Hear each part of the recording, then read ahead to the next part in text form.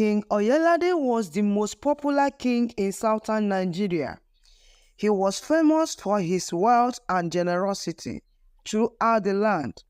The king was, however, not a happy man because he had no son who would succeed him after he has gone to join his ancestors. His 3 wives could not give him a son, so he decided to think of other means of making himself happy. One day, the king invited everyone living in his kingdom to address them. He told them that he would give half of his entire wealth and kingdom to anyone who could make him happy, and if the person was a male, he would give him other half of addition. Everyone started thinking of how they could make the king happy. One of his daughters invited beautiful young ladies of the kingdom to entertain the king with their dances every morning and every evening. Yet the king remained sad. Another of his daughters traveled to a distant land to get some very expensive jewelry for her father. Although the king appreciated the gift, yet they did not make him happy. His 2 senior wives agreed to come together to prepare a very delicious meal for their husband. They got a very good fresh fish from the best fisherman in the kingdom and prepared the king's favorite meal. They sat by him as he ate and they sang beautiful songs for him. "I really enjoyed the food," the king said, "but I'm still not happy." The 2 wives were disappointed and they left to think about the next line of action. The 3rd wife came in, did not, however, see any reason why she should try to do anything to make the king happy. She had been driven out of the palace about 6 years ago because the other wives alleged that they caught her sleeping with one of the palace guards. So she had been living in a small hut outside the palace with her little son, whose pregnancy she carried when the allegation was made. For fear of the unknown, she could not even announce her pregnancy to the king, and when the child was born, the king was not also informed. Bode was the name of Kemi's little boy. He was gifted in arts and crafts, including music.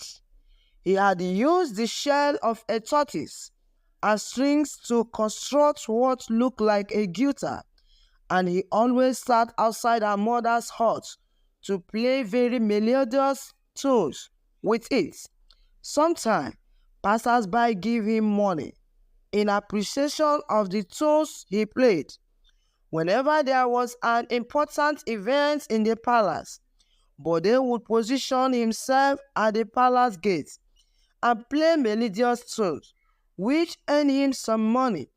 Most people liked Bode's tune, but no one could introduce him to the king for fear that he might get offended, because they knew that everybody treated Bode and his mother as outcasts. One morning, to the surprise of everyone, the king came out in the palace compound and began to dance. They thought among themselves, "What has come upon our king? We have not seen him in this mood in this recent past." After dancing for some time to a music which no other person seemed to have heard, he went into his room without talking to anybody. His wives and children became very worried. They went to him to find out why he came out to start dancing, but he asked them to leave him alone. The following day, the king locked himself up in his room and began to dance to no music in particular. The wives became even more worried as he refused to take any food. They had to cry to the chiefs to report the matter and beg them to help find out what has recently come upon their husband. That evening, the chiefs gathered in the palace to summon their king to an emergency meeting. The head of the chiefs told the king that they were very worried about his recent disposition and sought to know what was wrong. "I have been looking for someone who could make me happy, but none of you seems to be concerned," the king complained. "How, our great king?" the chief asked. "We have been thinking of how to come up with something." The king then told them that he seems to have found something that gives him joy. "Whenever I think of it, I am always happy," he said. "Tell us what it is, and we will get it for you in abundance," they said. "Are you sure you will get it for me?" the king asked. "Yes, we will," they all chorused. "Are you sure?" the king asked again. "Very, very sure," they replied. The king then asked all of them to go to their various houses, that he would invite them the next day to let the cat out of the bag.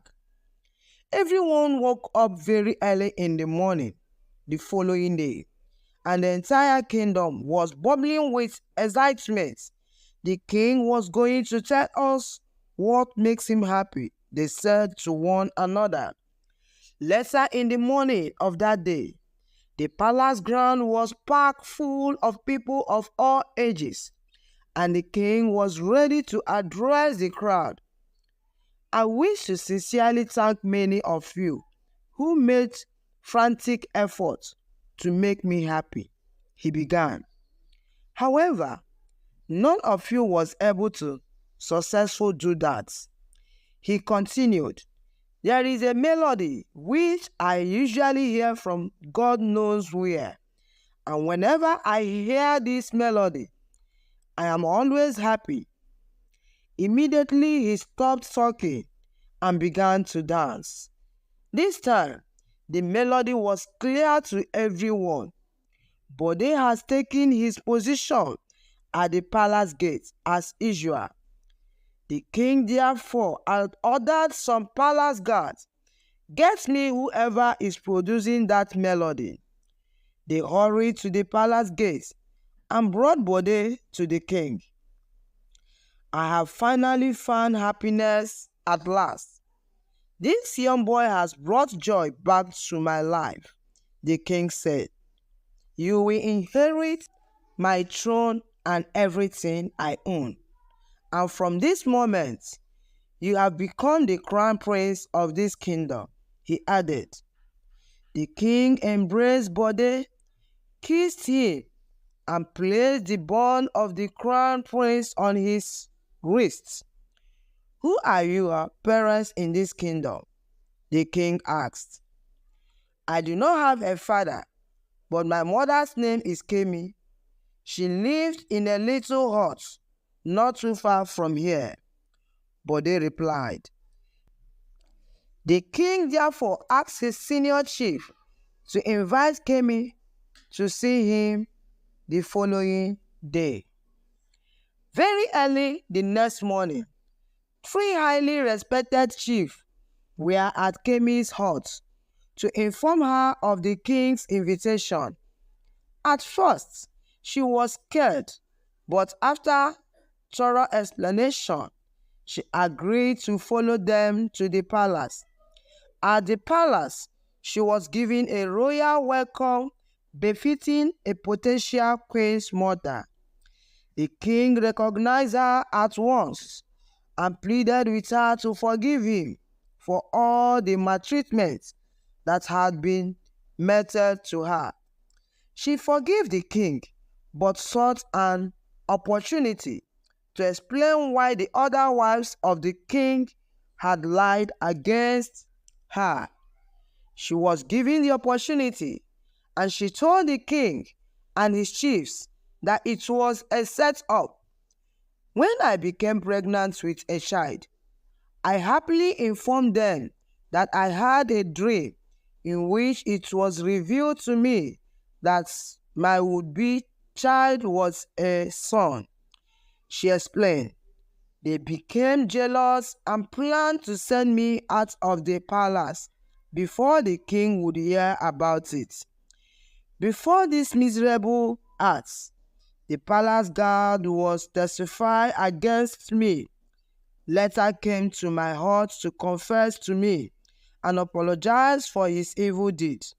The result of that pregnancy is this boy, who had succeeded in making the king really happy, and upon whom the king has rightly bestowed his blessing.